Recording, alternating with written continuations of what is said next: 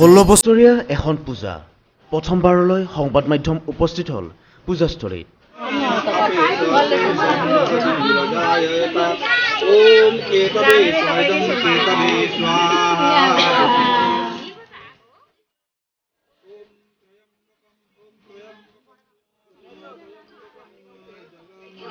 বিহালী সমষ্টিৰ এখন সৰু গাঁও। বিগত 16 বছৰে পূজা পাতি আহিছে গাঁওখনে। গাঁওখন হৈছে বিহমাৰী মধুপুৰ। তিনিদিনীয়াকৈ উদযাপন কৰা দুৰ্গা মা পূজাত গাঁওখনৰ লোকসকলে গ্ৰহণ নকৰে কোনো ধৰণৰ খাদ্য। দুৰ্গা মাক বিজয়া দশমীৰ দিনা মাক বিসৰ্জন দিয়াৰ পাছতহে গ্ৰহণ কৰে খাদ্য। এই পৰম্পৰা বিগত প্ৰায় 16 বছৰে চলি আহিছে বুলি উদযাপন সমিতিয়ে জানিবলৈ দিয়ে। হয়, আমি আজিলৈকে 16 বছৰ, আজি এই বছৰলৈকে আমি 16 বছৰ অতিক্ৰম কৰিলোঁ। হয়, কিন্তু এই বছৰো আমি যিখিনি চৰকাৰে বান্ধি দিয়া আইন শৃংখলা যিখিনি SOP আছে সেইখিনি আমি মানি চলিছোঁ।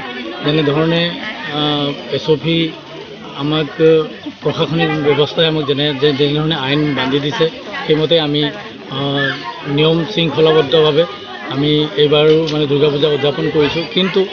কিন্তু অকণমান আগতকৈ অকণমান খেমেকা হৈছে, কিয়নো মানুহখিনি অকণমান COVID-19ৰ কাৰণে অলপ আতংকিত আগত হৈছিল।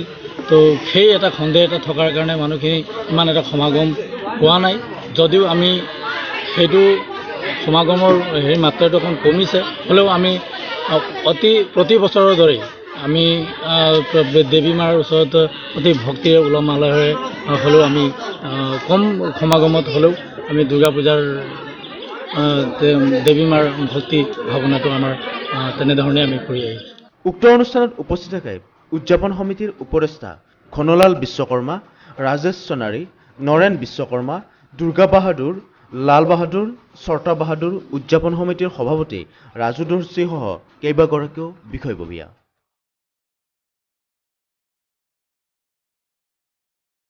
বিশ্বনাথৰ পৰা পলাশ প্ৰিয়মৰ ৰিপৰ্ট, সংবাদলহৰ। ক্ৰিছ বিউটি চেলন আপোনাৰ বাবে এখনি উপযুক্ত সৌন্দৰ্য চৰ্চা কেন্দ্ৰ, য'ত উপলব্ধ সৌন্দৰ্য চৰ্চাৰ সকলো সা সুবিধা। যোগাযোগৰ ঠিকনা Diwan market first floor opposite Anuradha Cineplex. অধিক জানিবৰ বাবে এতিয়াই যোগাযোগ কৰক 6900977328 অথবা 9577017472 নম্বৰত।